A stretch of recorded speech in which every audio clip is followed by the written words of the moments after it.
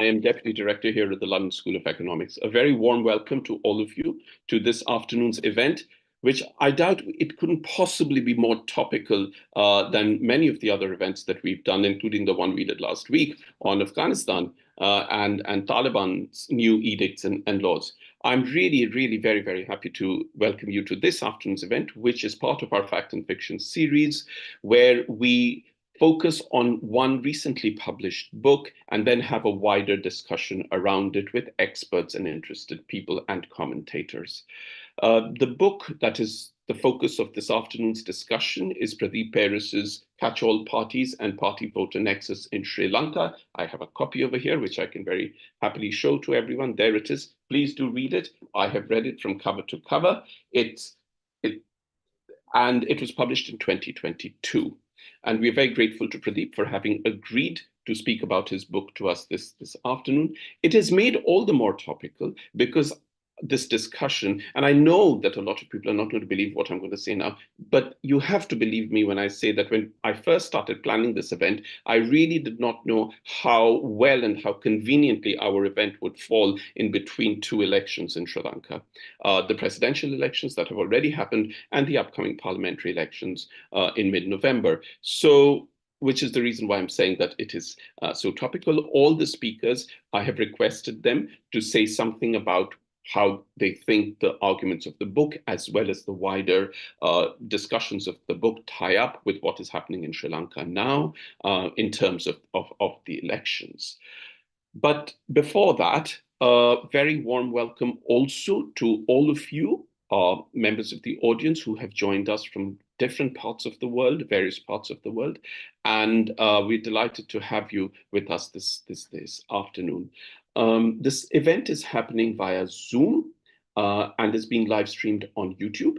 And as you can see, the chat function is enabled on YouTube, and please ask your questions there via the chat function.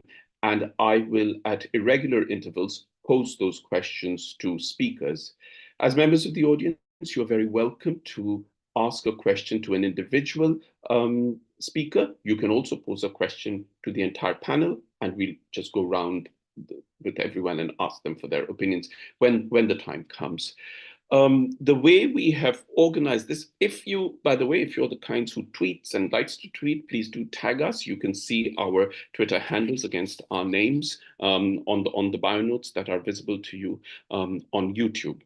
And what we do, had this event been happening on site at LSC, members of the audience at events at LSC can ask questions to speakers without revealing their identity, without identifying themselves in public events. Now, in trying to remain as close as we can to that spirit, I won't be announcing the names of the people who ask questions on YouTube. I'll simply read out the questions. I will also read out the questions verbatim. I will not interpret them so that panelists can hear exactly what has been asked. We had a quick chat before we came on air to decide the order in which we were going to speak, and that's the order in which I will introduce everyone now. I'll also come in after each speaker has spoken to reintroduce the next speaker, because I know with online audiences, some of you join later, so you may not hear this part of the introduction. But it is now my very pleasant duty to introduce our speakers, as well as the South Asia Centre's new director, Professor Naufel Wilkasim, who will just give a short welcome after I've spoken. Naufel Wilkasim is director of the LSE South Asia Centre, as I said, and is Professor of Marketing in the Department of Management at the London School of Economics. Our first speaker is the author of today's book, Dr. Pradeep Peiris, who is Senior Lecturer in Political Science and Public Policy at the University of Colombo and author of Catch-all Parties and Party Voter Nexus in Sri Lanka that was published in 2022. Farzana Haniffa is Professor of Sociology at the University of Colombo and currently member of the Human Rights Commission of Sri Lanka. S.I. Keethaponcalan is Professor of Dispute Analysis and Conflict Resolution, Salisbury University in Maryland in the United States, and author of Electoral Politics in Sri Lanka, Presidential Elections, Manipulation and Democracy, also published in 2022. We couldn't have asked for a more appropriate panel when we have one author on parliamentary elections and one on presidential elections. The discussant this afternoon is Dr. Alan Keenan, who is Senior Consultant for Sri Lanka at the International Crisis Group here in London, where he coordinates and contributes to research, advocacy, and publications on Sri Lanka. A special thank you to Alan, who has participated in earlier events at our center, and a special thank you to Farzana Haniffa, who wrote a wonderful blog when we were celebrating Sri Lanka at 75 last year, which is available on our website. I'll now invite Naufel to say a few words, after which we'll start with the event. Naufel, please speak now. Thank you very much, Nilanjan. My name is Naufel Will Qasim, and I just taken over the president, being the director of the New South Asia Center. Now, I've been at LSE for about 7-8 years now, since 2017, when I moved over from London Business School as the head of the Department of Management here at LSE. Now, in that time, I've been associated with the South Asia Center, and I think it's an excellent center doing great work covering the entire region. It's not about India alone, it's about South Asia. And I'm very fortunate that being born in Sri Lanka, that the first event that I'm able to preside over is the elections in Sri Lanka. So that's actually a double promotion for me. And I really enjoy it. As far as I said, we have done lots of events on Sri Lanka in the past and will continue to do events. So it's not just about India. And so we had last time when we had the previous election, we had an on-site event because it was pre-COVID days. And so we had an on-site event, which was very well attended, very nice crowds and very lively discussions. We also had the dialogue. Naufel.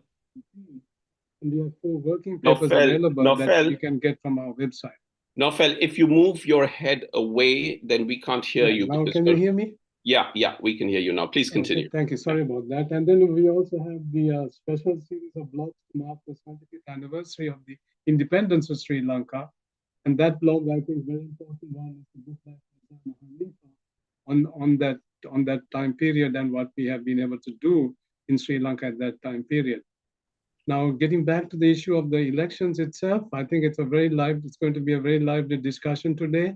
And just I'll hand it back to Nilanjan, who will then continue with the pro forma for the day. Thank you very much, Nilanjan. Thank you, Naufel. For those of you who missed the bits that Naufel was saying, he was only saying very nice things about what such nice things we do at the center. Please do go to our website and see it, and you will know what Naufel was saying. I should say that we did have another Sri Lanka elections event, which was in 2019, and Alan spoke there as well at that time.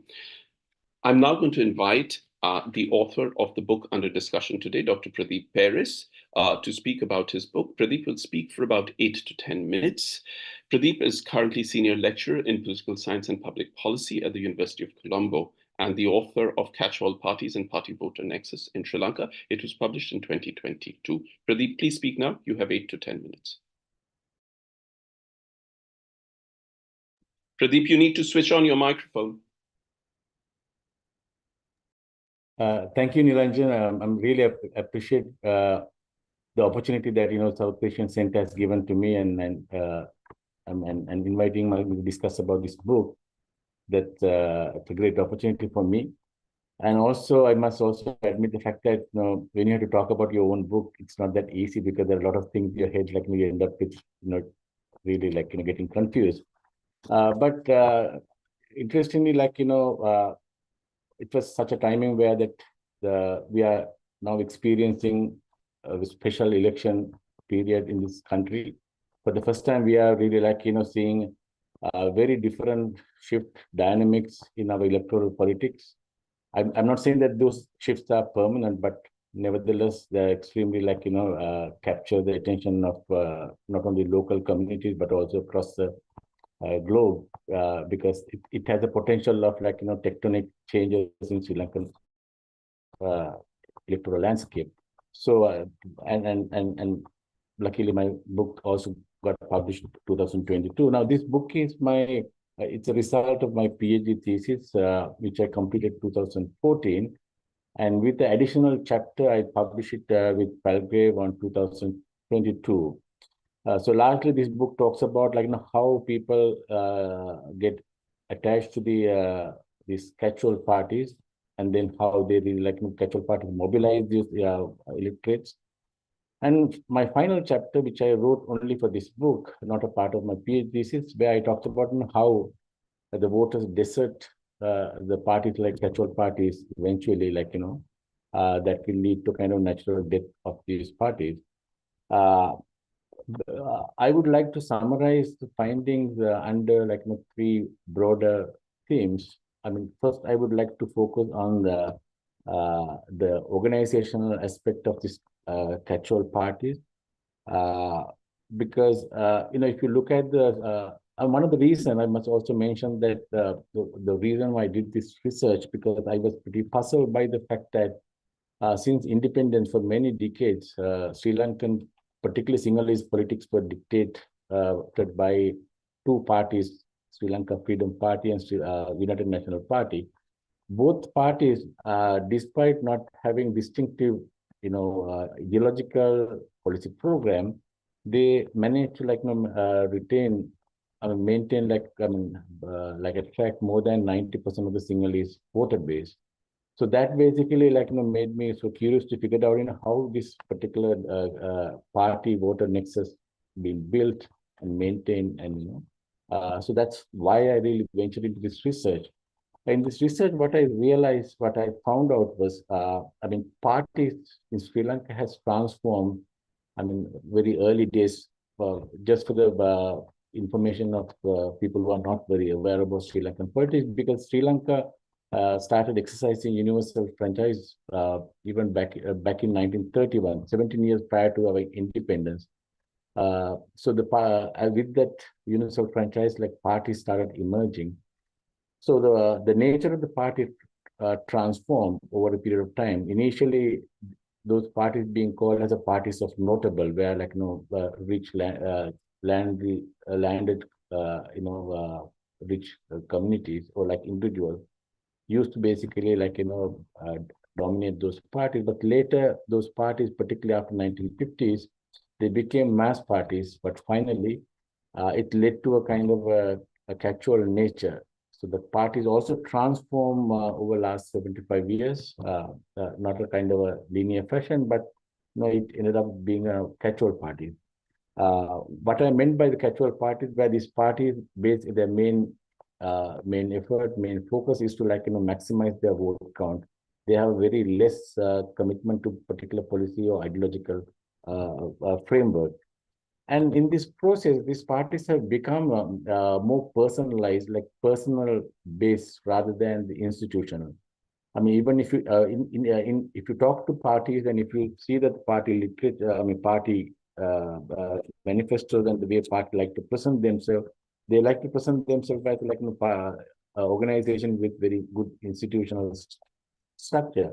But if you study them, you see that they don't have that much of a strong institutional structure. They are very much based on individuals, and these they organize parties very much in a form of kind of a loosely knitted networks. So these networks are founded on individuals who basically represent various socioeconomic groups. So these networks are very much strengthened and lubricated through the patronage programs, providing jobs, various kind of housing, lands, things like that, or maybe providing particularized justice to certain groups. That is how the parties strengthen their network. So network being used as a way of collecting votes. So any politicians who happen to be very successful in their electoral politics, he or she is the one who managed to really cast this network as wide as possible. So for example, presidents like President Premadasa, President Mahinda Rajapaksa, good examples for those who have really mastered the art of this network politics. And they use this patronage as a form of connecting with their votes. So in this process, also the basis of political leadership also have transformed. Earlier, as I said, people, rich groups, rich classes, they came into politics with their personal wealth to contest election. But later that has transformed, like where even people from other social groups also joined the politics and used their social capital to contest election. So when those other groups that came to contest election, they basically tapped into state resources, like distribute patronage. So distributing state resources has been one of the main strategies of sustaining a political campaign or party voter nexus. So in this whole process, Sri Lankan political culture has slowly transformed into kind of very much of a patronage democracy, where politicians continue to rely on their connectivity with the state institution. That's why since 1980s and 1990s, like where most of the people who got into opposition, they later crossed over to a ruling party, because politicians failed to survive without having access to the patronage, the state resources. So then the whole political culture has transformed over this period of time. But that doesn't mean that Sri Lankan politics is completely absence of identity politics.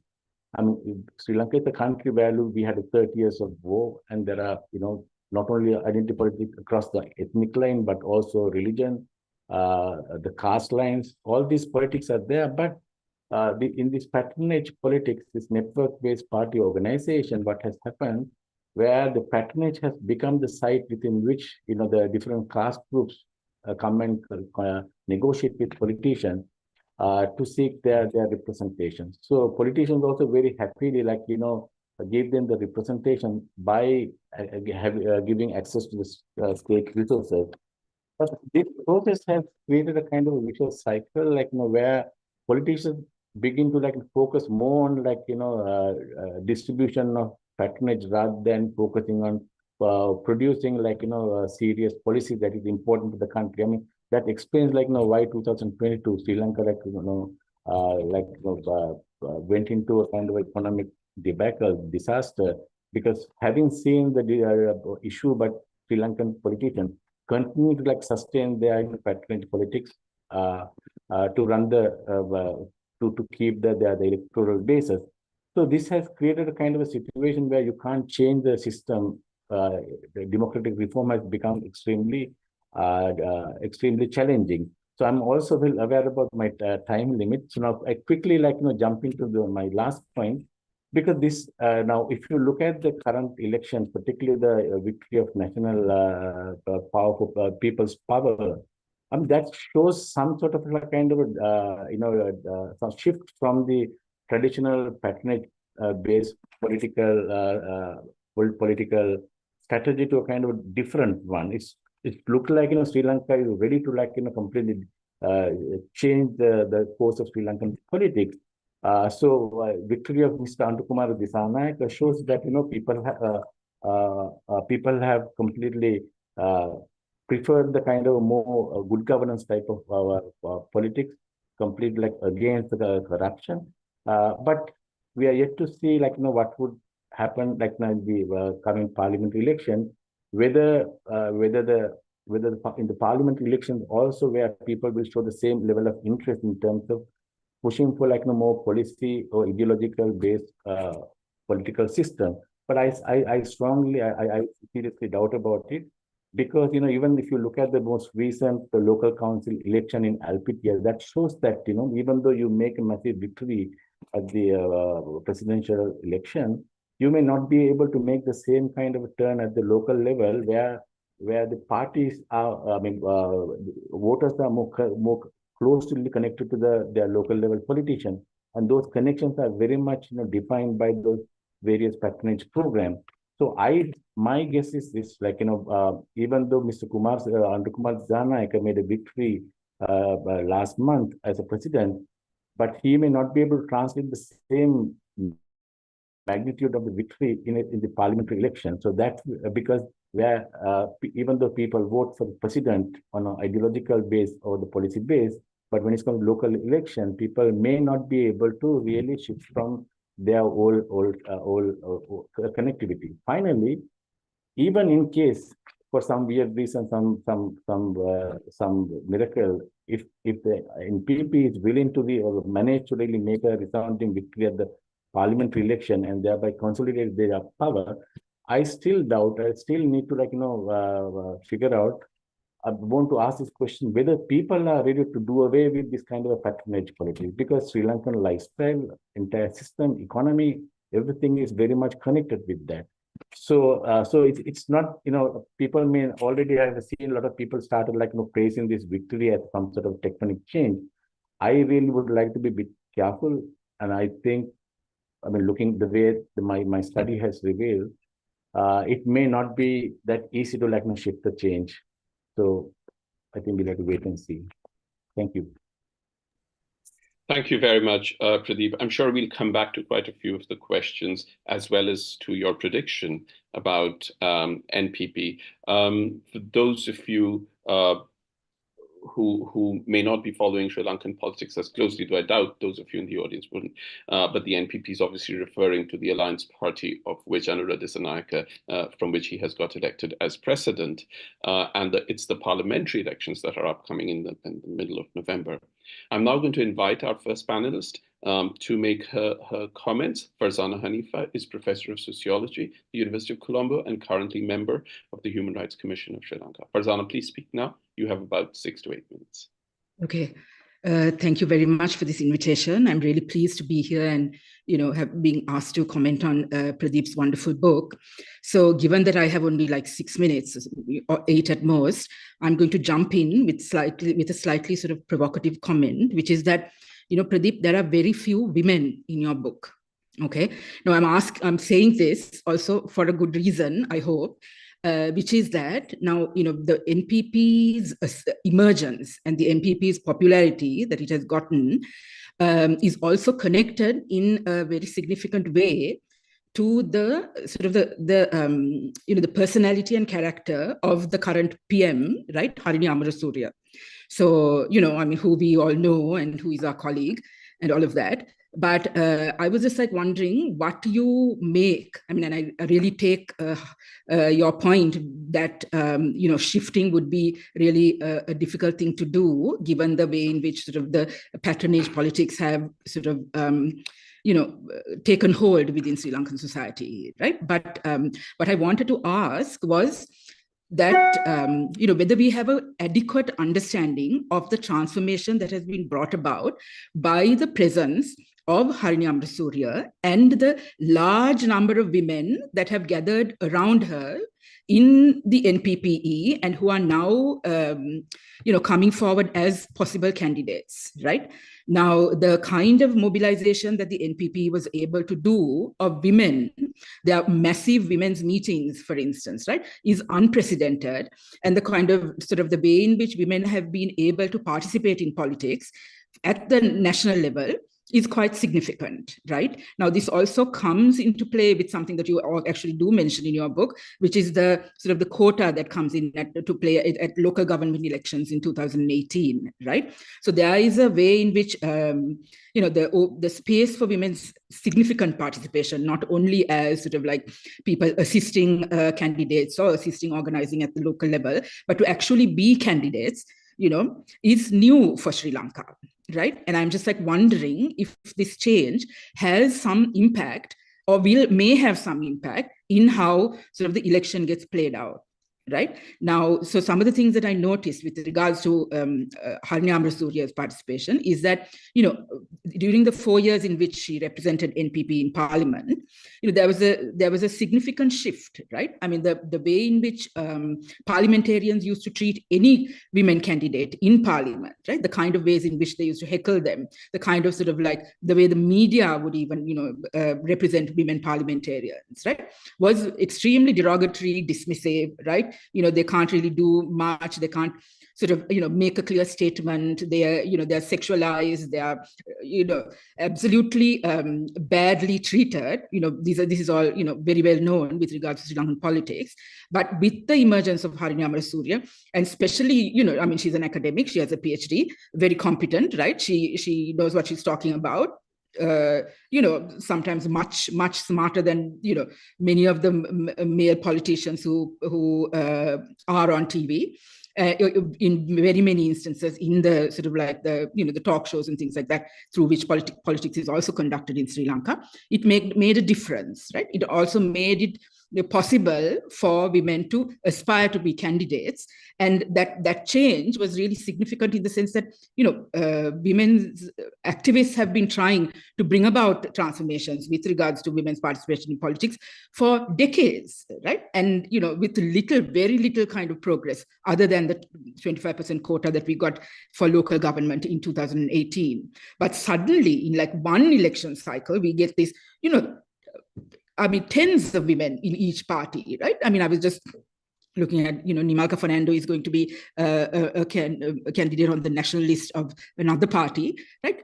Amazing, interesting, intelligent, successful, fabulous women are now coming forward as possible candidates, right? So, I think there is a shift here, and I'm not really sure, I can't really claim to have any understanding of how it might shift with regards to the parliamentary elections themselves. But there's certainly a huge and significant shift that is happening in Sri Lanka's electoral politics that I would really love for you to comment on. So I'll stop there. Thanks. Thank you very much, Farzana. Was there anything you wanted to say in connection to the upcoming elections, or would you like to just say this much at the moment and we can come back to it later I'd like to ask Pradeep whether he thinks that, the question that you've posed. Very, yeah. I should say this as a rank outsider and observer, that I have often been struck by the point that you very rightly made about women politicians and parliamentarians in Sri Lanka, given that in South Asia, which is a region that has had several women leaders as prime ministers, in Sri Lanka, in India, in Pakistan, in Bangladesh. Sri Lanka was the first country that had a woman as for a prime minister in 1960, way before India had it in 1966. So it's a very interesting observation about parliamentary culture within the building and etc. I'm now going to, Pradeep, we will come back to these questions later on, yeah, if that's fine with you. I'm now going to invite our next panelist. S.I. Keethaponcalan is Professor of Dispute Analysis and Conflict Resolution at Salisbury University in Maryland in the United States, and is author of Electoral Politics in Sri Lanka, Presidential Elections, Manipulation and Democracy, which was also published in 2022. Keetha, please speak now. You have 6 to 8 minutes. Thank you, Nilanjan. Let me start by congratulating Pradeep for producing an excellent piece of work. He's a friend, so I'm very proud. I'll comment on 2 points Pradeep made. One in the conclusion of the book. It says the study demonstrates the organizational structure of the political parties is weak. That's a quote, I think, in the conclusion chapter. But I also like to think at 2 different levels.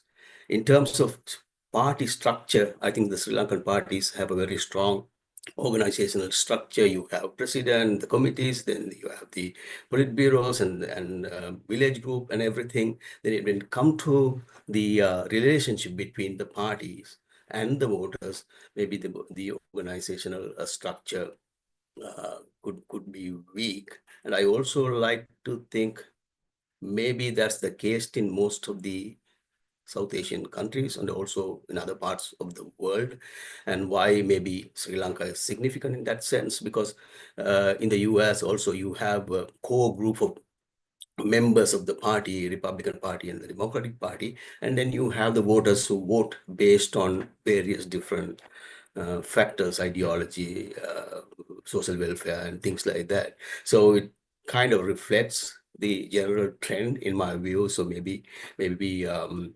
Pradeep can explain why it's significant or unique to the Sri Lankan situation.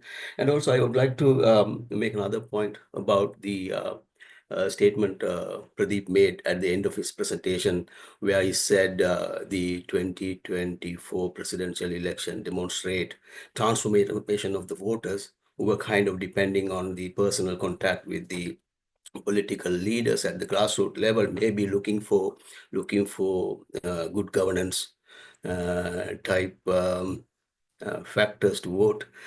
So he is very optimistic in terms of thinking that 2024 election is a transformative event. I doubt, because it's too soon to make that conclusion, because I think in a way Dissanayaka's election reflect the traditional way of thinking in Sri Lanka. See, if you look at the electoral map of 2019 presidential election and 2024 presidential election, it's almost the same. It's almost the same, meaning that the Gotabaya Rajapaksa voters in 2024 transformed into Dissanayaka voters. Maybe a small defection there from 52% to 42%, because some of them probably voted for Premadasa, or maybe Ranil Wickremesinghe, because traditionally the third candidate doesn't get more than 4% of the vote in Sri Lanka. So this time the third candidate who came third, Ranil Wickremesinghe, polled about 17%. That is massive. So there is a small defection, but otherwise it's the same voters. So my interpretation is it's a nationalist vote. Again, Sri Lankan voters always look for nationalist candidates to vote for. So you take the 3 or 4 major candidates. Dissanayaka was obviously the nationalist candidate. Look at JVP's ethnic politics in the past. They were like unbelievably anti-minority, anti-Tamil. That makes, Sinhala voters happy. Therefore, I don't see 2024 as a transformative election. I would wait, actually, and I also do not buy the thesis that there's a new beginning in Sri Lanka, because we have seen several new beginnings in the past. One example would be 1993, when Chandrika Kumartunga entered politics. She was the angel of peace, but he has the most difficult period in terms of war and human rights situation, etc., under Chandrika Kumartunga. Therefore, I don't know by the argument that 2024 is a transformative election, or Dissanayaka's election reflect a new beginning. I was thinking about the general election. One of the factors that kind of strikes me is that absolutely no change in this month and after Dissanayaka assumed office in September 22nd or 23rd. But he was the change candidate, right? He was the change candidate. But in the last month or month and a half, I have not seen any major significant changes in the way the country is governed. Rather, it's continuity. He is continuing the policies of the previous government, especially Wickremesinghe government. Some of the examples that comes to my mind immediately are the deal with the IMF that JVP criticized severely, and also the decision to join BRICS. Those are some of the examples, but otherwise it's continuity. Why they are continuing rather than delivering on the change they promised? There could be 3 reasons. One, it is a completely inexperienced team, so it doesn't know what to do.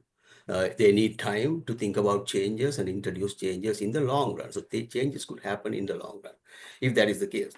Number 2, they are playing safe until the parliamentary elections are over, because they don't want to disturb the mindset of the people. They want to get the votes, so they are not introducing any changes. And the third factor, I think there could also be a fear factor. They are not introducing any changes because they think the country could go back. If something backfires, country could go back to 2022 crisis-like situation. Therefore, I think that's a significant factor in terms of thinking about the election results. Election results, of course, I don't think they will get 2/3 majority. Some of them are very optimistic, thinking that they will get 2/3 majority. I don't think, but they could get simple majority that's possible. And there's also a possibility of a hung parliament this time, a mild possibility, I would say, because the government has lost some votes in LPTA last week. They compared out of the two minorities, Tamils did not vote for Dissanayake, but I saw relatively high number of Muslims voting for Dissanayake. But with this Israeli tourist issue, some of the Muslim people could be disappointed with the policies and the practices of the Dissanayake government that could also have the potential to reduce votes. And the last thing, the prices are going up. A lot of people are disappointed. That could also reduce the number of votes JVP could get in the parliamentary election. Therefore, I think JVP is in a very critical juncture right now. Fingers crossed. Thank you. Thank you very much, Geeta. Alan, how should we do this? If you're going to make some comments about the book, shall we do that first and then give Pradeep a chance to respond, and then we can start the discussion? Or yeah, sure. I mean, I have comments on the book, and then I try to connect the book to some of the issues we've already started talking about the nature of Anwar Kumar Dissanayaka's government and the NPP government that might come into power soon, and the challenges they'll face. So I could save those for later if you want. Sure. So why don't you make your comments about Pradeep's book, which is part of this event, and then we give Pradeep a chance to respond to the various issues that the various speakers have raised, and then we can bring all of you back, Farzana, Keita, Nofela, and you back, and then have a wider discussion along with Pradeep in it. Yeah, does that sound okay? Fine, yeah. Great. Okay. Dr. Alan Keenan is senior consultant for Sri Lanka, the International Crisis Group here in London, where he coordinates and contributes to research, advocacy, and publications on Sri Lanka. I should say that Alan has also promised us a blog post, which I hope to publish on Monday on the upcoming elections in Sri Lanka. But for the moment, Alan, please speak and keep your comments to about 6 to 8 minutes. Thanks. Okay, well, thank you for the invitation, Nilanjan, and thank you, Pradeep, for such a fascinating book, which I want to read a second time because it's really very rich. I've actually been wanting, as a sort of a political scientist myself, a political theorist by training, I've been wanting a book like this for a long time. So I've, been a sort of an amateur student of Sri Lankan politics, trying to figure things out without the help of a book like yours. So I really want to go through it again. And on that point, I want to say that prior to reading your book, I'd been thinking a lot about the Aragalia protest movement's demand to sweep away the old political guard, get rid of the 225 in parliament, and create a new political culture. And I've been trying to think about why is it so hard for new parties to emerge in Sri Lanka and for new, less corrupt politicians to be brought into existing parties? This would seem to be in their interest, so why doesn't it happen? I then watched in the run-up to the presidential election, I watched both Ranil Wickremesinghe and Sajith sort of try to cobble together, as part of their campaign, a network of established politicians, many of whom had quite questionable backgrounds and weren't necessarily so popular with the electorate, who were fed up with the whole political class, from all evidence. So I was wondering what was going on. And I think I already had some of the answers, but I think your book helps me crystallize some of them more. So, I mean, we know, as your book shows, that Sri Lankan voters generally don't vote ideologically or on the classic kind of liberal democratic idea of voting for the best person, the most rational person. Most vote, in fact, to have access to state resources via the patronage networks that your book sketches out. Parties, in turn, try to win by bringing over known vote getters from other parties. The politicians get their support by having delivered benefits to voters, in the form of patronage or other forms of resources. And they keep their support in part by scaring away rivals through the use of violence. I perhaps give a little more emphasis to that than your book does, but I think you wouldn't disagree too much, probably. Money, of course, is essential more than ever for advertising, logistics, possibly buying votes in various ways, indirectly or directly. And the money for campaigns comes from the wealthy, from business people, both legitimate and illegitimate, including elements of organized crime, who will then later expect favors in the form of government contracts and protection from being investigated and prosecuted for their criminal activities. So breaking through this system of politicians, financiers, drug dealers, corrupt police, and voters who expect material benefits is obviously not going to be easy and possibly dangerous if you show any sign of success.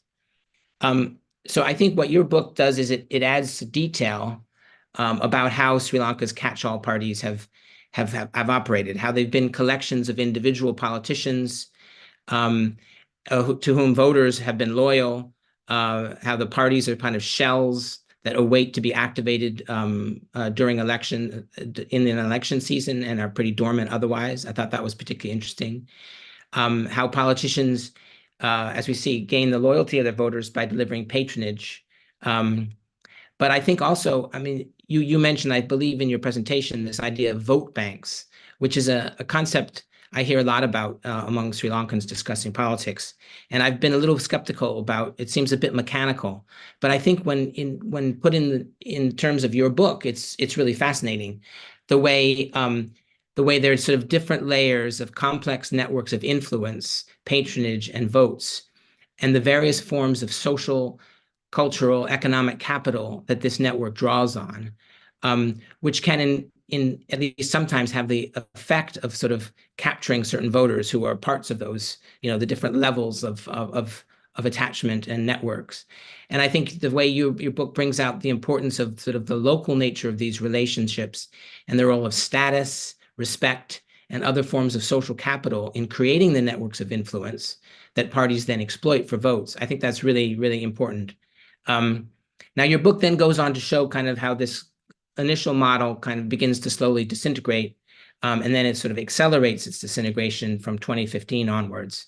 But it begins with the shift from first past the post to proportional representation, which I thought was really interesting to think through, and I think it will be worth my reading over again exactly how that works from your book.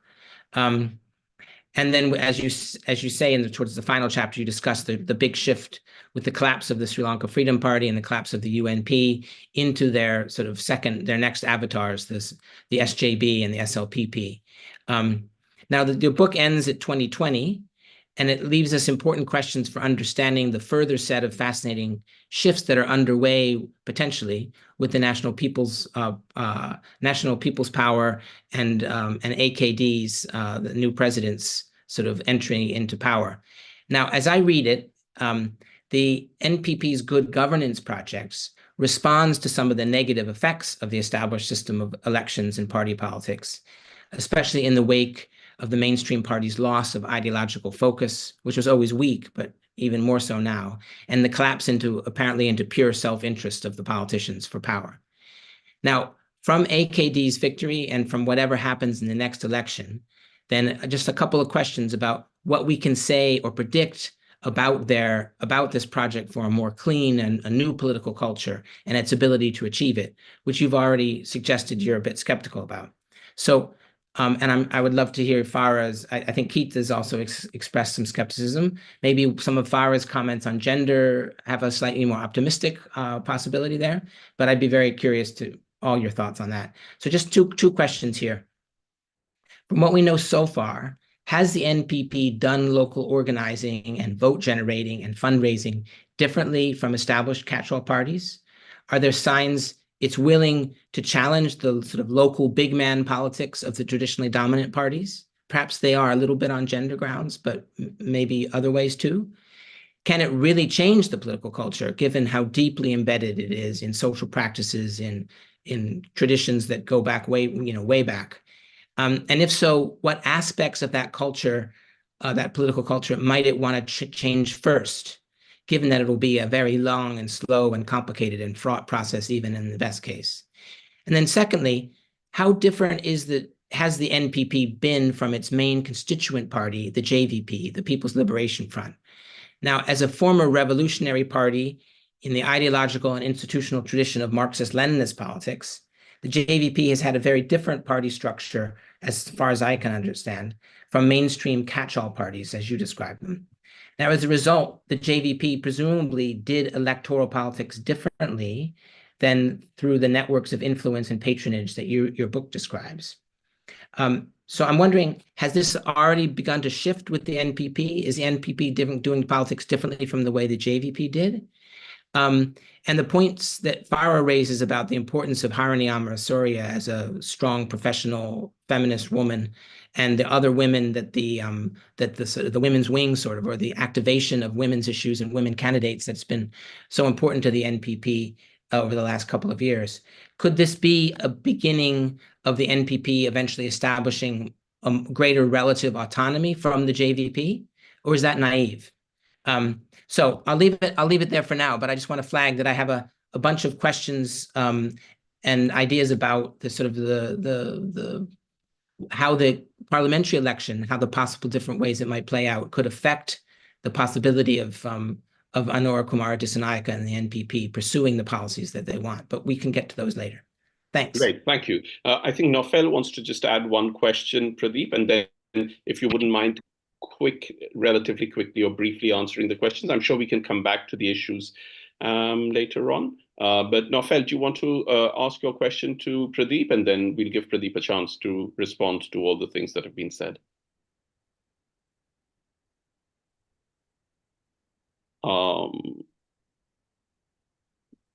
Why don't you start responding, Pradeep? Naufel will come in at some point. I think there's a problem with his connection. Yeah, but why don't you take the various very interesting points?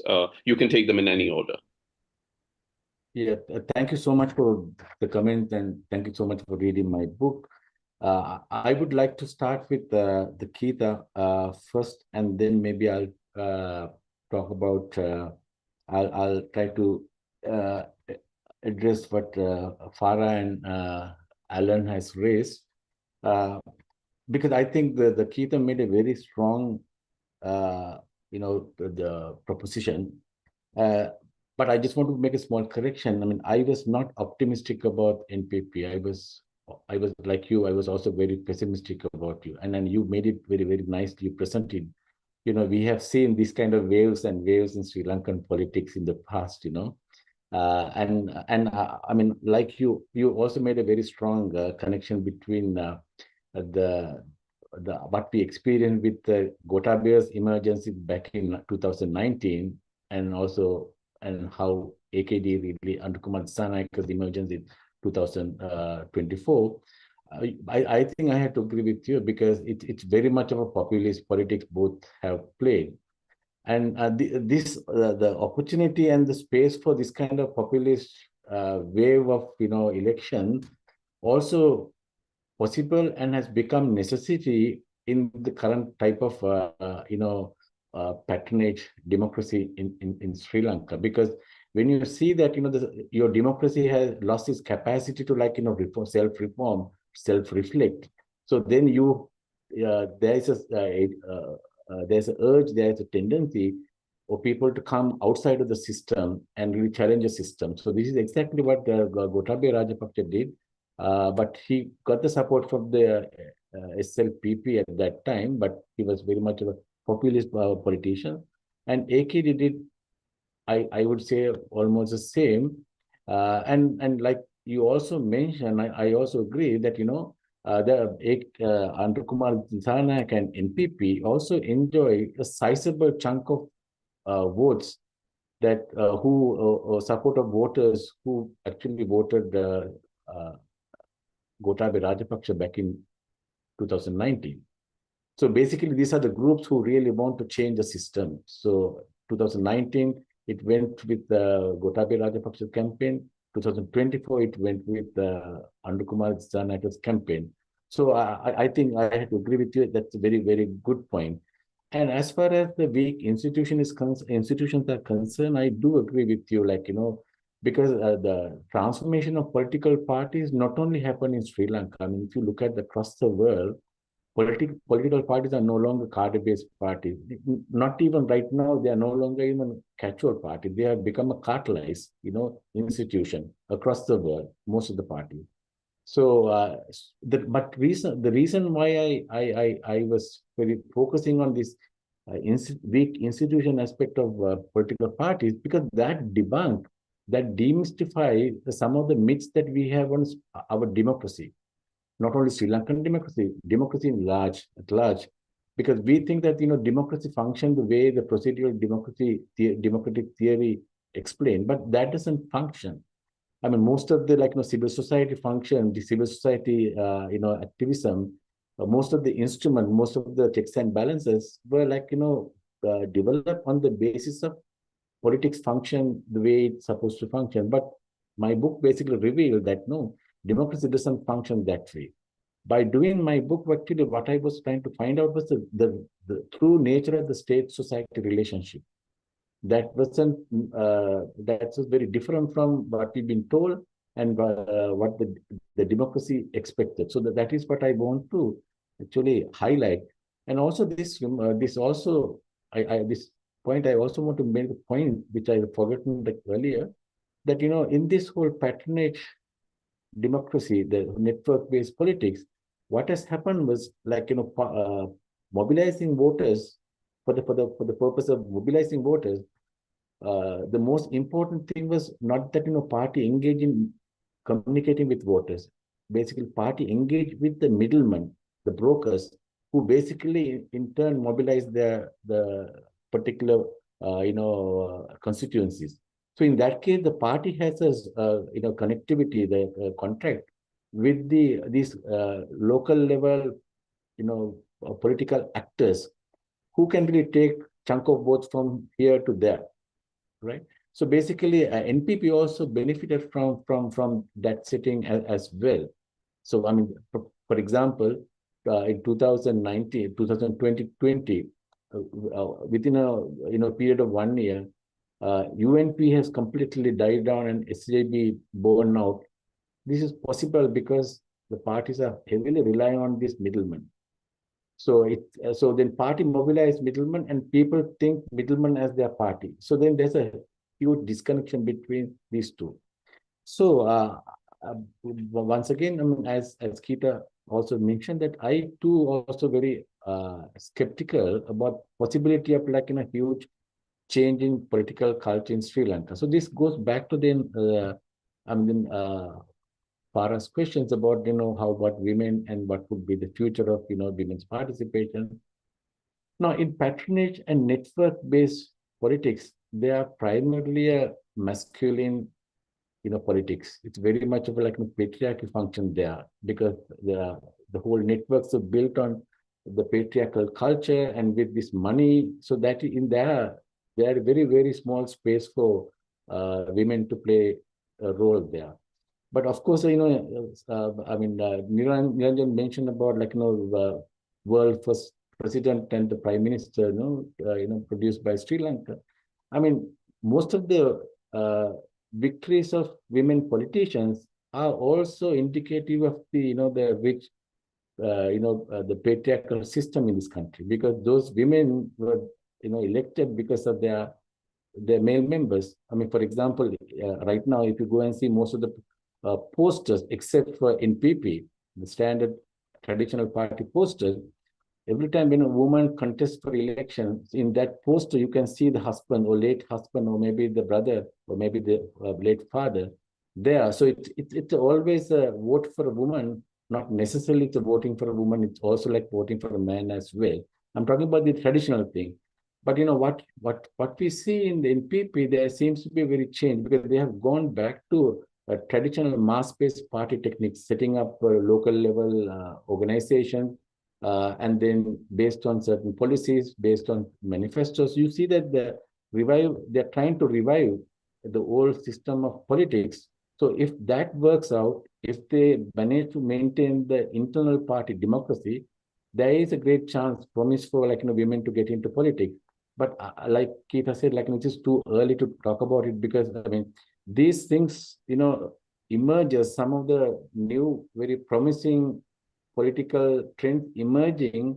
Not necessarily people are ready to change. It's simply because people are so fed up with the old system. So we'll have to be very careful not to really jump our gun without really analyzing the context. So I mean, clearly that Harini's presence has given a new label to NPP. I mean, Harini managed to connect the NPP to Colombo middle classes, and also Harini managed to basically dispel some of the fears that people had on NPP, because since the NPP is their main party is JVP.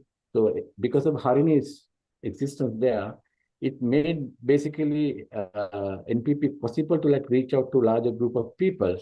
But I think the original NPP agency within the NPP, we'll have to wait and see to see like how powerful it's going to be. I mean, what I heard so far, like if you look at the list, the contesting list put forward by NPP, I was told, I don't know, I haven't done a study. I was told that there are many JVP candidates than the NPP candidates. So it seems like the core of the NPP really want to assert their place as well. But I think that's not very prudent decision, because I think people embrace NPP as an NPP, not as a JVP. So I think one needs to be very, very careful. I mean, that is why all the reason why I'm very skeptical and very I'm not that optimistic about the NPP being able to really be the agent of this tectonic political change, which country is really looking for. So I think Pradeep, yeah, can we just quickly bring Naufel in, and then you can take Naufel's questions and also Alan's question, especially the bit about how far you think the NPP has come from the JVP in terms of its my question, Pradeep, to you is that this year's Nobel Prize in Economics went to Darin Acemoglu and his co-authors, who wrote on why nations fail. And the basic premise is that nations fail when institutions fail. Right? So successful countries have very strong institutions. And to what extent do you think that Sri Lanka is capable of building such institutions? Because as you said, I think somebody noted there, the corruption is woven into the very fabric of society, right? At every small level, you have to give a tip or something like that to get some things done. Or even to get a clerk to get a file, locate a file for you, you have to give him a tip, right? So that sort of tells you that corruption is not only at the top level, but it's woven down to the very fabric of society. And therefore, how do you build institutions when you have such levels of corruption? Okay, Pradeep, so you have three questions now. You have Naufel's about building strong institutions. You have Alan's about, do you think NPP is different from JVP? Yeah, I'll start by answering Naufel. I mean, obviously, like, the building institution, Sri Lanka is extremely weak. I mean, we have,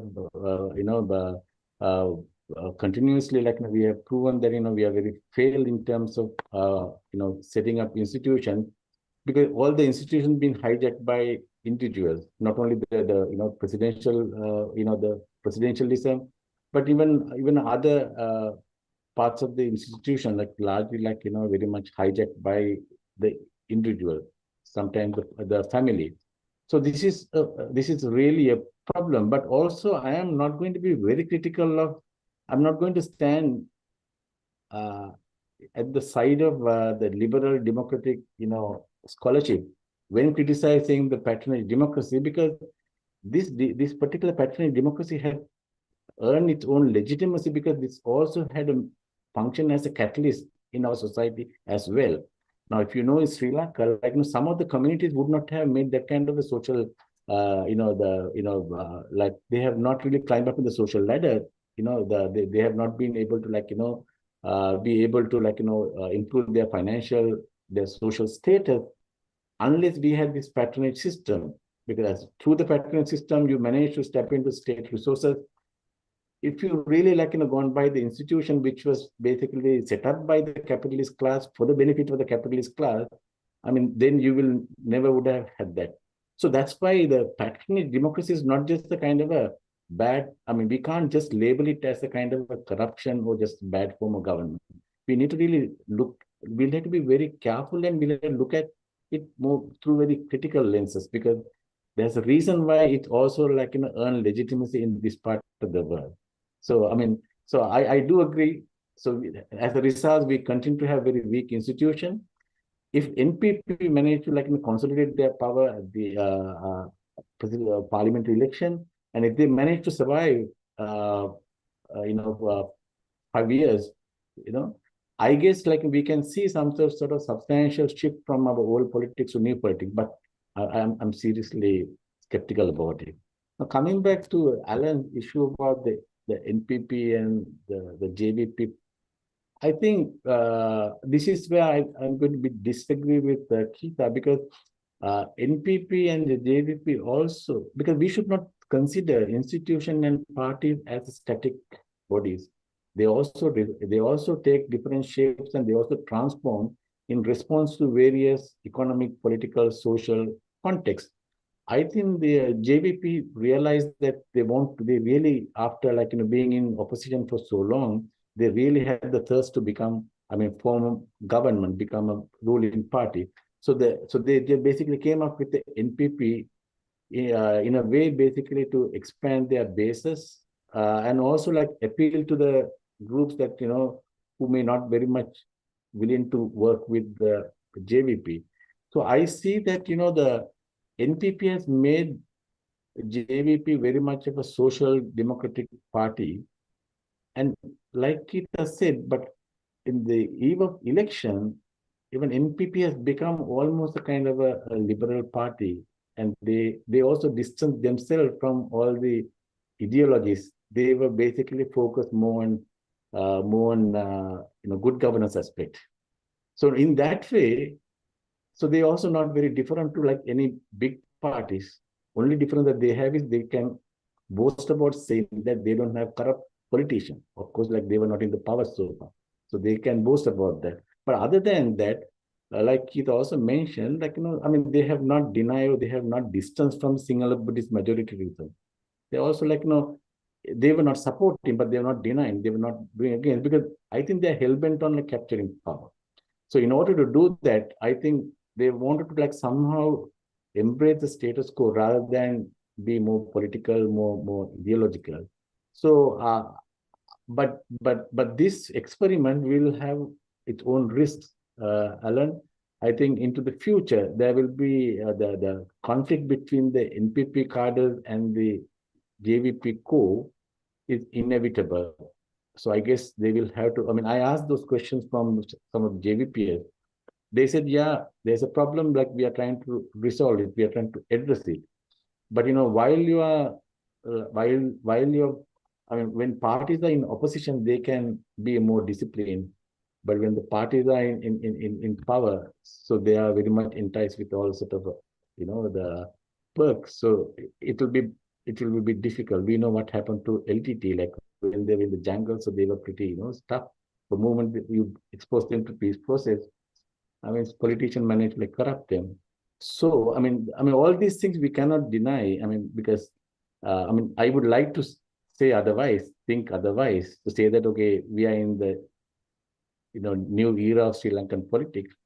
But, as political scientist, I'm going to be very careful.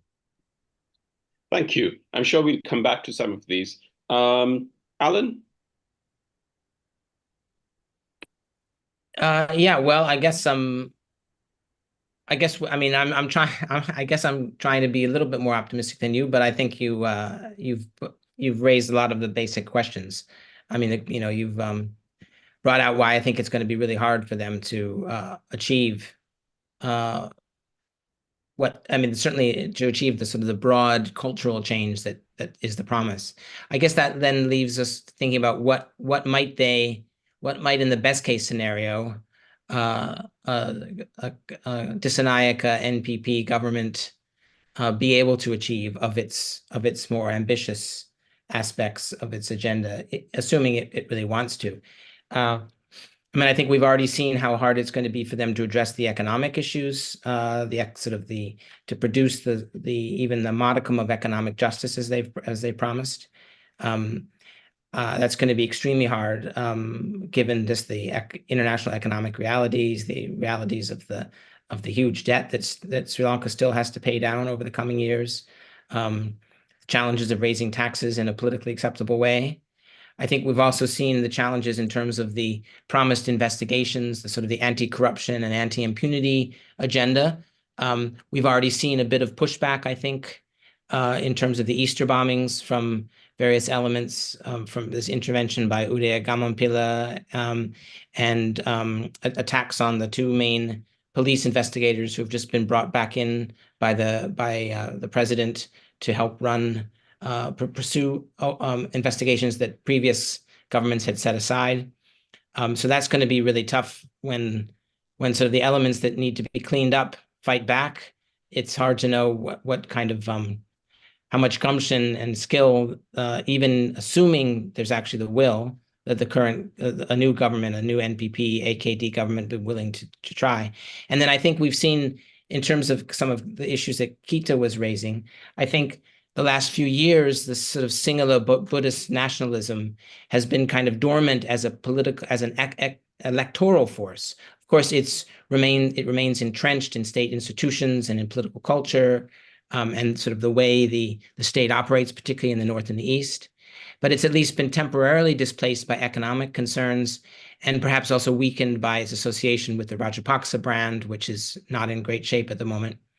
But of course, it could well emerge again if a new government pursues even the sort of most modest, the very modest sort of agenda of some degree of truth seeking with regard to the legacy of the war, some attempt to kind of some form of devolution, perhaps, which Dissanayake has hinted at. Whether they're really going to pursue even that modest agenda on ethnic and sort of national unity, reconciliation lines remains to be seen. But they will pay a political price if they do, and are they willing to pursue that? So maybe it comes back to what you were saying, Pradeep, that Dissanayake and his people really will just kind of try to not rock too many boats, just to hang on to power as best they can in a very pragmatic way, not pursue too many things too much, but they're going to have to deliver something to some of their constituencies at least. So where they make those trade-offs, who gets something, which issues they fight strongly on, which they don't, I think that remains to be seen. Can I make a quick comment? Sure. No, I mean, just one line. Not just a quick one, but also a brief one. No, the issue with this kind of a populist, electoral victory, it also makes the party extremely vulnerable. This happened to Gotabaya, and it will happen to Andukumar and the NPP as well, because the traditional parties, they have to be successful only once to succeed politically their project. I mean, they can fail so many times. If they make a once, good attempts, make a one, good show, that's a good success for them. But on the contrary, where the NPP and the Andukumar Dhanayaka, they will be given only one chance to fail. Even in any of those one account, like for example, be it with the East Sunday bombing, or maybe any other. Say they're dealing with IMF, or maybe they're dealing with economy, because they also will have to sail the ship while there's a huge economic crisis. On the other hand, there's a booming, international conflict around that will have a massive financial ramification on Sri Lanka. So they'll have to work on this kind of knife edge. It's very, very tough. So even a small mistake will be have a very severe blow on NPP, because they came to politics by criticizing all the bad things about the previous, traditional parties. So that's why I mean, personally, I like NPP to, consolidate their power and at least try, but they will be extremely vulnerable, maybe more vulnerable than any other political forces in the country at the moment. And they are. Yeah, I will stop there. Okay, about the economy, we have a question on the economy, which I will read out shortly. But I should say at this point, anyone in the audience wanting to ask a question, please do via the chat box. Farzana, did you want to come in? Yes. So I think I just have one kind of large point, which is that I feel like this entire discussion seems to be conducted on sort of very established, long-standing frameworks, right?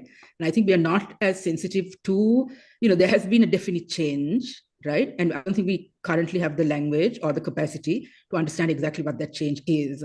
The change, we are not talking enough about the fact that this is a post-Aragalaya moment as well. right? And I think even if we are talking about the fact that it is mostly the Gotabaya Rajapaksa supporters that supported Amra Kumara Dissanayake, I think there's a difference between the Gotabaya Rajapaksa voter who voted in 2019 and the voter that voted this year, right? I mean, I think we need to figure out a way to somehow include that newness in our analysis, and I just feel like it's missing. I mean, even in terms of the the discussion, Pradeep totally taken all of the things that you said about women's political participation, but I mean, we are not talking even in this discussion about the newness of it, right? I mean, the fact that there's Swastika Arulingam is going to be contesting, right? So if she wins and she's in parliament, it will be just amazing, right? I mean, so those sorts of things we are not talking about and we are not accounting for. So this is not to say that the NPP is going to be successful. This is not to say that they are going to realize all of the promises that they promised. That's not what I'm trying to say, but I think there is a huge shift that we haven't figured out a frame through which to understand. Keita, did you want to add anything before we sort of take another round? Anything to anything? I don't have anything. I'll come back if there's a question. Okay, Nofel, you have a question. You need to put your microphone on, Nofel.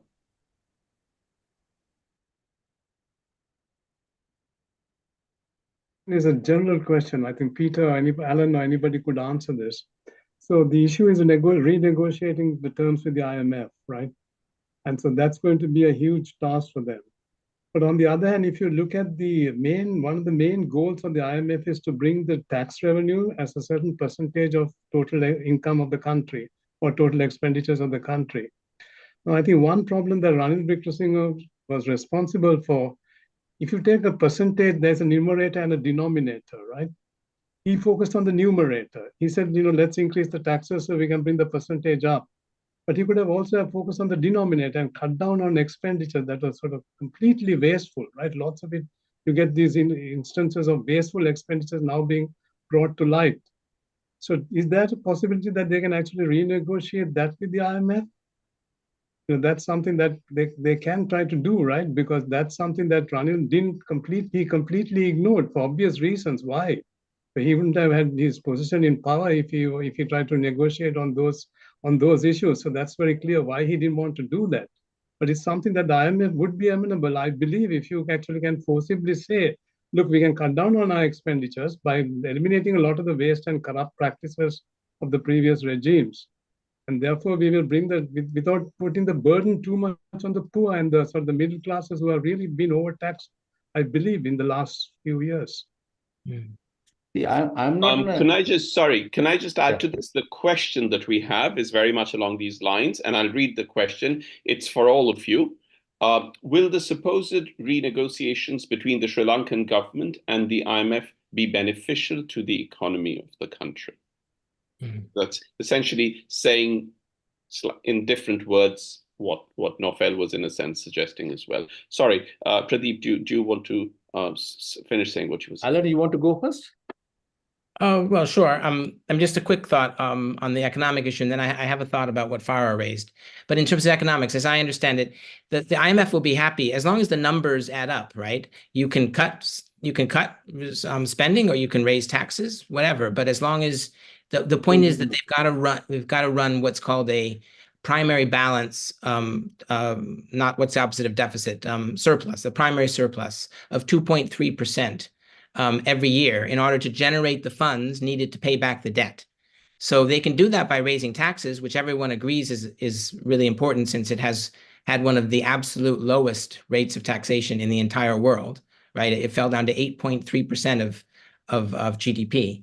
So they definitely have to raise it, but they can also cut spending. But that goes to the heart, as I understand it, of Pradeep's book. Right? Who are you cutting the spending from? It's either like corrupt contracts and procurement deals, or it's welfare benefits of some sort, or it's handouts, or whatever. Somebody's going to lose when you cut the spending. Now, that doesn't mean you shouldn't do it, but it's a political question about who are going to be the winners and the losers. But the IMF would have no problem, however you raise you balance your books. The big question with the IMF, and which is not going to be renegotiated apparently, is the debt. And the amount of debt relief that the creditors have offered Sri Lanka, which I think people are beginning to realize is not really as much as Sri Lanka needs in order to get to a safer place where it's less likely to fall back into debt distress. In terms of Farah's question, just a quick, I think it's spot on.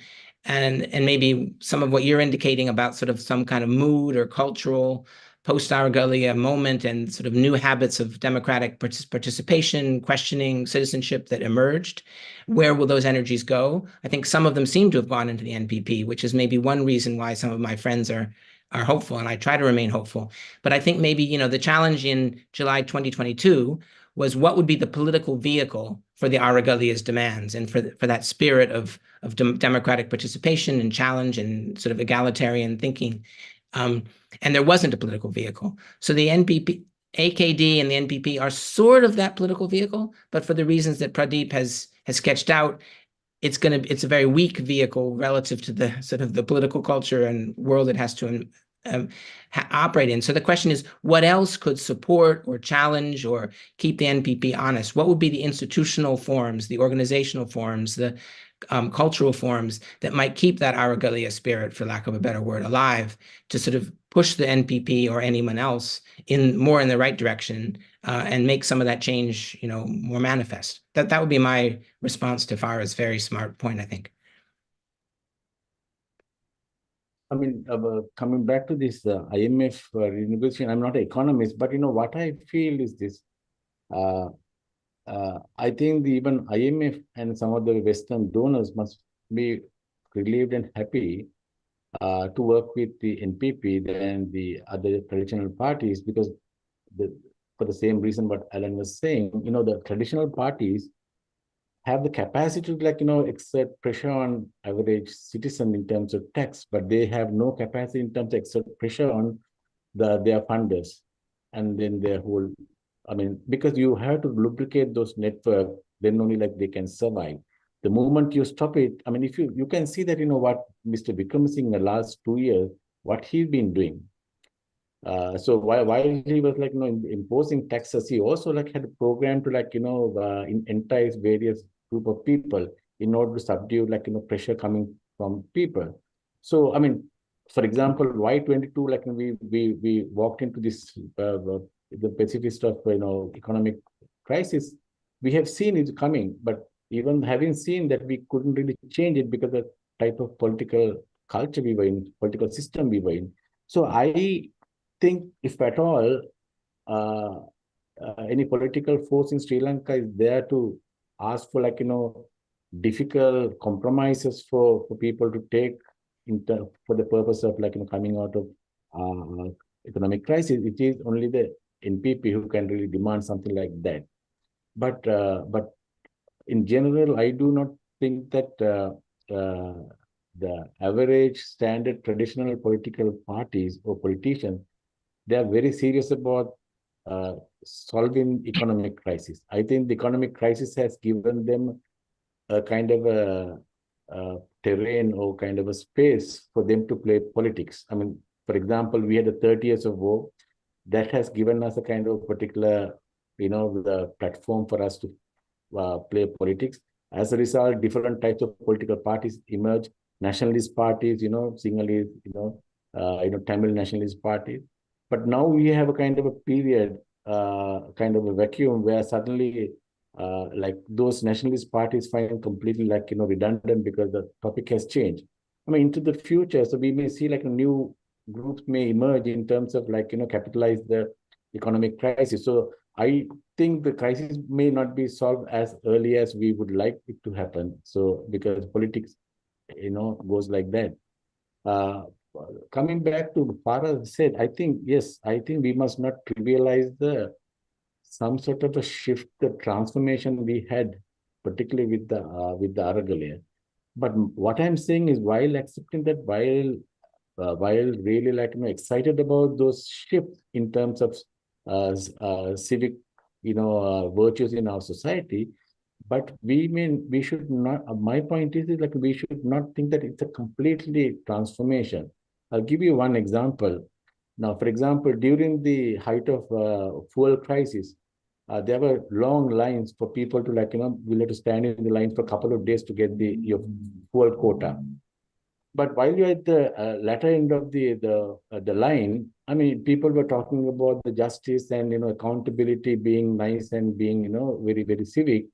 But as the line get closer to the pump, as you get closer to the pump, you suddenly forget about all what you said at the back of the line. But now you start talking about pay something extra and get a little bit more liters because then you don't need to come for next two weeks. I mean, this is so that's why I don't want to completely interpret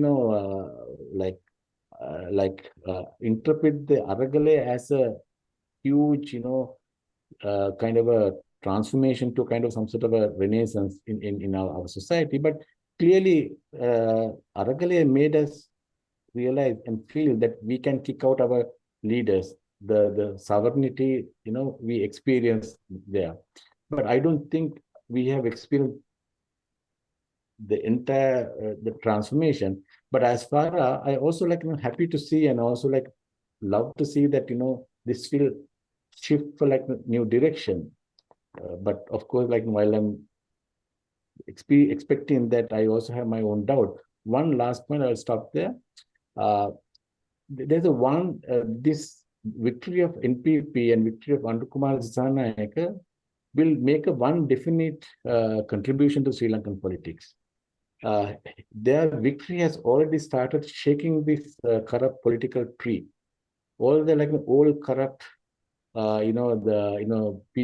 politicians, they suddenly started becoming redundant.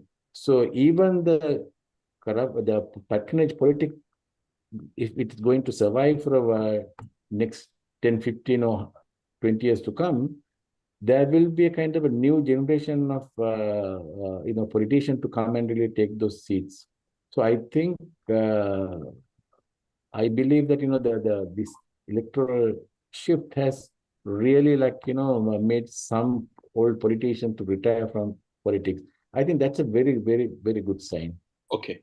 Sorry, I'm interrupting because we're running short of time. Keetha, yes, I wanted to come to you also because I wanted to hear what your thoughts were on Farzana's very important point that, at the end of it, this is something new. I mean, you made this point about how the Rajapaksa vote of 2019 had got split into the Dissanayake and the Wickramasinghe votes and etc. And, I get the logic and the data of what you're saying, but what is your view on still? Do you see anything new, or do you just see nationalism, Sinhala Buddhist dominant nationalism in another name? Right. Thank you. I am far away from Sri Lanka. Maybe I am still working with the old paradigms. It's possible, although I visit Sri Lanka often, and I'm glad to see lots of optimism there at some level. I'm also trying to be optimistic, but for the moment, I'm fingers crossed. I don't know until the general election is over, parliamentary elections are over. I don't know what way the JVP or Anura Dissanayake government would move. They are in a way playing safe until the election are over. But I am discouraged by various factors that this is not going to be a transformative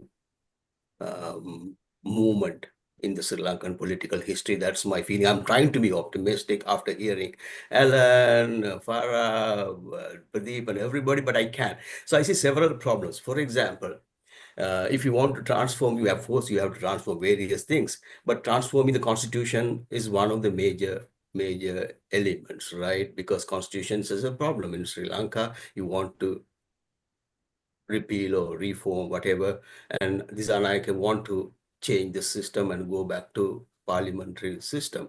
It depends on whether you get 2/3 majority in the parliamentary election or not. And if you don't get, you are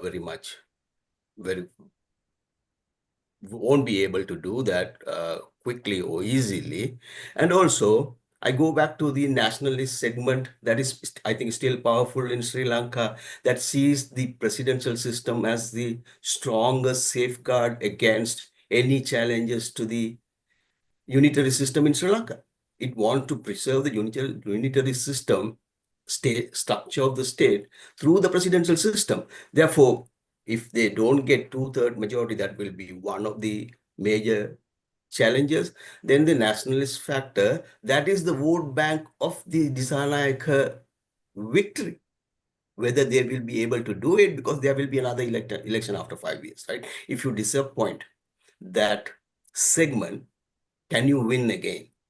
And the last Pradeshya Sabha election is a significant factor, because the SLPP increased its vote from 2% or something to 10%. So they are in a way maybe coming back. That may be a message we are getting from the Pradeshya Sabha election. And I'm also discouraged by the NPP's or the government's approach to PTA. Before winning the election, they were 100% against PTA. They were victims of PTA when they said, we will repeal it. That made sense. But now it seems they are backpedaling because of the possible nationalist backlash. So what I'm saying is, I don't think it's going to be like a completely, absolutely no change, no transformation type of situation. I would like to see some transformation, new environment, new culture, everything. I'm trying to be optimistic, but so many different factors are working against this transformation that some of us are talking. And for the moment, I just want to be honest. I don't want to jump into the bandwagon and say, oh, everything's nice. I am not very optimistic. Sure, thank you. We must all confess that it is still very early days for this government to even begin to show transformation. The other thing, and I say this as a completely external observer who has been following Sri Lanka very closely, especially for the last 10 years, that's one of the joys of this job I do, is that I also think that whatever we may make of the Aragallia of the 2022 struggles and the protest at the civic level at such a scale and in the form in which it took, because without taking names, we've seen it in some other countries as well. I think it is intellectually and academically a very worthwhile point to consider whether NPP would have won minus the Aragallia. I think that, let's suppose the Aragallia never happened, the NPP alliance would still have been there as JVP plus. And I think the very fact of that not only draws attention to the Aragallia, I also think that one shouldn't use the Aragallia as a sort of a wishing pot that will keep throwing out rainbows every once in a while. But I think it's very important, and that's where I agree completely with Farzana, that however restrained or cynical or prejudiced or careful or cautious we may want to be about thinking about the future of politics in Sri Lanka, we shouldn't also deny the fact that there have been certain sorts of changes through the election of the NPP, including the fact that the traditional political parties and families were not voted to power. That is not to take away from what Alan said, which is that the NPP is not the JVP, and so on and so forth. But I think there is something to be said and celebrated only because of the promise of change through the election of NPP. And yes, who comes to power in majority in the parliamentary elections will determine to a great extent what the president can do if it doesn't have a supportive parliament to go along with it and its ideas. We have another question, which is also very important, but I am going to give Farzana a chance to come back quickly. Oh, thank you. I just wanted to say one thing, following up on what Pradeep said, which is that, we are talking about, we have a certain skepticism about the NPP managing to get, a majority even, but then, I'm just not sure, given what Pradeep also said, what the field is right now. right? I mean, who are they competing against? Who's going to come and defeat them? I'm just really not sure that like we have enough of an organized sort of like field out there, right? So, I mean, while it's good to be skeptical, this is again, part of the newness, right? I appreciate what Pradeep said about the fact that, people are, lots of people have become redundant and they've like realized it and they're stepping back, right? So I'm just like wondering about what is left, what is the field that they're going to be competing against and losing, I'll just leave it there. Thanks. Sure. Thank you. I think what you're saying is that there is, at the moment, there's a visible absence of an organized opposition that will come up in this thing. We have one question, which also refers to another very important aspect of contemporary and current Sri Lanka, and that is geopolitics in the region. And the question is this: to all panelists, how would the NPP address the geopolitical pressures? Should we do a quick round? Alan? With difficulty, but they'll probably muddle through. And, all governments really going back from the Rajapaksa's Mahinda's first term have managed to give a little to China, a little to India, a little to the US, a little to, be nice to the EU a little bit. And they've kind of wended their way through. So I think, it'll be a pragmatic case by case issue. I don't think there's going to be a big shift. They'll be a little bit more sympathetic to China, probably a little bit more sort of anti-imperialist, maybe in their official pronouncements than, say, Ranil Wickremesinghe was. Although it was interesting when he went on about how, he could put on the nationalist hat too when he wanted to and push back against the Western kind of neocolonialism. But I think I don't think it'll be a huge, big change. But of course, there will be some key points, key moments, key choices, which ship comes and visits from which country, and that there'll be moments of sort of, if not crisis, at least dilemmas. But I think they'll probably muddle through. Okay. Naufel, I'm just going to come to you. Keita, geopolitics? Quickly, with the Aragalaya in 2022, India was able to come back and reestablish its position in Sri Lanka. I thought China was losing a little bit with the 2022 crisis because of its policies and also the refusal to restructure debt, etc. Then Ranil Wickremesinghe went back, almost accommodated almost everyone, bringing in China, India, everyone. I agree with Alan that maybe China would have more sympathetic president this time with the election of Dissanayake. But I would think the government would balance its approach in relation to the West and also China and India. So I don't see serious changes, etc. Yes. Sure. Naufel, you wanted to say something. No, I just feel that, if you look at the region as a whole, right, the intra-regional trade is one of the lowest in the world. Right, if you look at the trade patterns across many countries, right, the US biggest trading partners are Mexico and Canada. In Britain, it is the EU. Australia, it's China. It's the nearest neighbors. Even though Friedman might have said that the world is flat, still your trading partners are your closest neighbors. But here we have a situation where the inter-regional trade is one of the lowest in the world, and the question is why, right? And that poses a real challenge for Sri Lanka because, our manufacturing capacities are going to be so large in terms of the demand of the country that we'll operate at a very low point on the average cost curve, right? So if you look at, I remember speaking once to a sort of economist from Chile, and he said that they asked him, why don't they produce their own blades? Why do they have to import their own razor blades? He said, look, our capacity is 60 times. Our demand is 1/60th of the minimum efficient scale of a blade plant. So therefore, what you find is that Sri Lanka will have to stop manufacturing and focus a lot on services. But in terms of services, it's going to be a challenge, right? Because India is a very closed shop. And the India-Pakistan war, I think, is the one that is really holding the trade back. And until that is resolved, Sri Lanka is not going to be beneficial from being a part of the region in terms of trade, I think. And that's going to be a huge drawback for the economy of the country.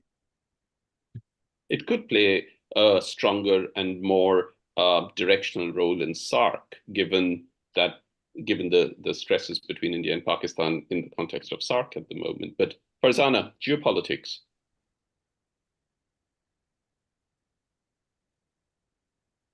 I don't really have too much to say on the geopolitics. I think I would agree with Ellen that the government will somehow manage it. I mean, I wouldn't just say muddle through. I think they'll probably be quite smart about it. But yeah, the one thing maybe is that, there are all of these sort of like big name businesses that want to come into Sri Lanka, and there are some sort of problematic projects that are in the offing that the NPP has committed to looking at. So I don't know how those are going to play out, especially with the importance that India holds in the region. But other than that, I think they will manage things. Yeah. Pradeep, thank you very much, Farzana. Pradeep, you have the last word. I'll start with the novel, perhaps maybe the economists would make the economic calculation, like whether to import or whether to produce inside. But the politician will also make decision whether to import or not, depending on the commission you get, So like even it's economically, in terms of economic, even if it makes sense to start produce, countries like ours will go by the politicians, their own calculations. So, coming back to geopolitics, I think, you can clearly see that, NPP made so much of effort in run-up to the election to talk to different players in the West as well as in the East and India, to assert the fact that, they will maintain the status quo. I think they will definitely going to maintain the status quo because, as it says, the beggars can't be choosers. You can't make a lot of things now because we are really depending on people. But, once the parliament is formed, NPP will experience more challenges because, you have to, accommodate. Because right now there are 3 people speak, but when you have 225 people speak, it'll be a bit of a tough managing job. So, but theoretically, technically, I don't think that Sri Lanka can afford to take any side or give any prominence to any player. Okay, thank you very much. I'm afraid we have to end it here. We're already 10 minutes, almost 10 minutes over our time limit. But it is for me to thank all of you, to each of you individually and to all of you collectively for having taken the time to participate in this discussion, for which we are very grateful. I always say this at the end of all the online events I do, that if there's one good thing that came out of the pandemic, it is that academics became tech savvy and learned how to use Zoom. And we are therefore able to do these sorts of events. But it is equally true that we are able to do this only because all of you give so gallantly and so generously of your time, of your expertise, of your knowledge, and of your opinion. So thank you very much for it. We enjoy it very much. This is the reason why we do these events. So very special thank you to Pradeep Peiris, whose book, Catch-all Parties and Party Voter Nexus in Sri Lanka, was being discussed this afternoon, to Farzana Haniffa, to S.I. Keethaponcalan, to Alan Keenan, and to Nofel Vilkasim, who's our new director. Thank you, everyone, and goodbye. Yeah, thank you very much, everyone. And Thank you. we'll see you around, hopefully, on another panel sometime soon. Great. Thank you very much. Great. Thank you. Bye-bye.